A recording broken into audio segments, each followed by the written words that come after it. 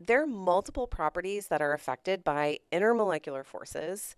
We will spend the majority of our time talking about things like vapor pressure, which will be the last property in this video.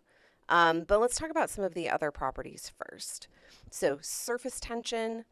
This is, if you want the official definition, it's the energy required to increase the surface area of a liquid by a unit amount, which is simultaneously a very useful and completely not useful definition. So let's look at an example and talk about what it means. So for water at room temperature, the surface tension is 72.8 millijoules per square meter. So if you took an area of water, the surface tension tells you how much energy do I have to put in to kind of break the surface or spread the surface out over a much bigger area. Um, it is why things like belly flops hurt. So I have this at the end of the section. So for with the surface tension, this is why things like water bugs can skate on the top of the water. Their mass and the pressure that they're putting down on top of the water, it's not enough energy to break the surface tension of the water. So they sit right on the top. Um, the properties of the substance affect this. So water was 72.8 millijoules per square meter. Something like benzene is 28 millijoules per square meter, but we're not going to do belly flops into benzene because it's gross and nasty. Um, the higher surface tension happens when the intermolecular forces are stronger. So we're not doing the like taking it from a liquid, ripping it totally apart and making it a gas, but we still have all of these liquid molecules together, held together by intermolecular forces. And if we're going to put something into a sample or break the surface of that liquid sample that we have to overcome those forces in some way. And so that's what surface tension is. Capillary action is also affected by intermolecular forces. This is the ability of a liquid to flow against gravity up a narrow tube. A couple of examples. So, this is how plants get water from the soil, right? They have capillaries that carry the water up to the top of the plant. It's also, if you've ever done a finger prick for a blood sample, and they have the little plastic tube that they touch to your finger and the blood gets sucked up into it, that's also capillary action. It has to be a narrow tube in order for it to work, and this is why narrow tubes in plants and like that, the plastic piece for the finger prick, and even like the tiniest blood vessels that you have in your body, that's why they're all called capillaries. So this is a combination of two forces. So there's the cohesive force, which is the intermolecular force. It's the molecules being attracted to each other. And adhesive forces, which is the attraction of the molecule to the surface of the tube. And what will happen is the liquid will travel up when the adhesive force is stronger than the cohesive force. So, water interacting with a really thin piece of glass or a really thin piece of plastic, there's a stronger interaction.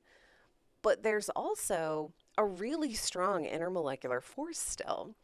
And what this looks like, if you're thinking about how does this actually function, the the first water molecule that touches the inside of the capillary is more attracted to the tube. So, right, it would move toward interacting with the tube, but it still has a really strong intermolecular attraction to the water molecule next to it. So it kind of pulls that water molecule along with it. And so it's just this process repeating of the next water molecule to come into contact with the side of the capillary tube, has a stronger attraction for the capillary tube, but it pulls all of these other waters behind it. This is also why water has this concave meniscus. So if you have not heard the term concave meniscus before, when you put water in something like a graduated cylinder, I mean, when you put it in anything, but for our purposes, a graduated cylinder would make a difference. The liquid is drawn up on the sides, and so you get this kind of dip. You don't get a totally flat, level surface. This concave meniscus, that is because of the greater adhesive force.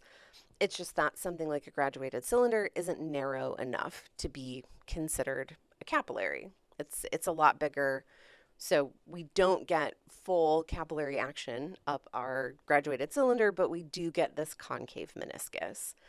And so this is why when you read the volume of something that is a water-based solution, we're looking at the bottom of the meniscus to read the correct value.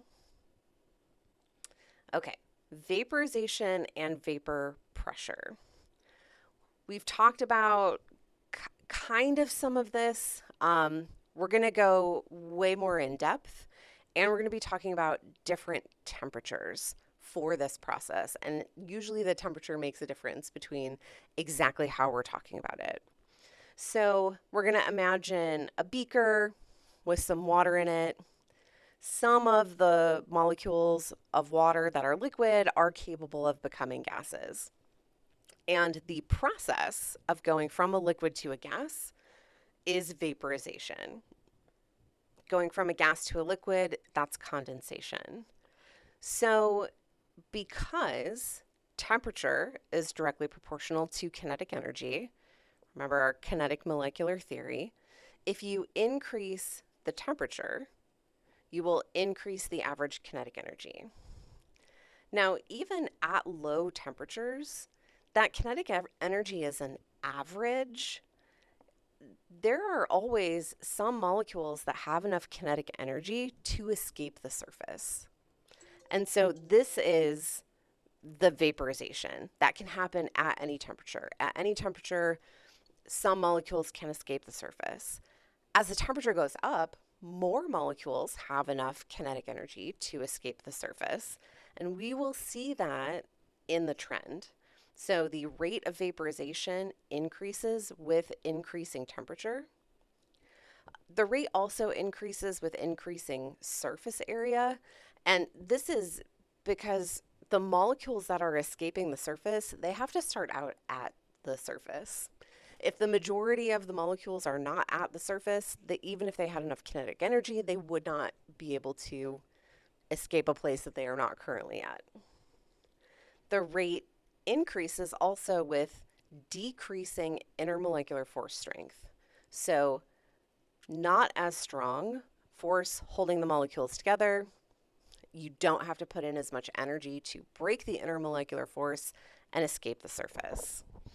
So we tend to use the term volatile for things that vaporize easily.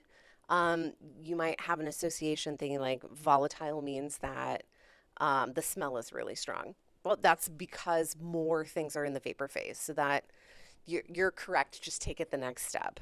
And then we just say non-volatile if it does not vaporize easily.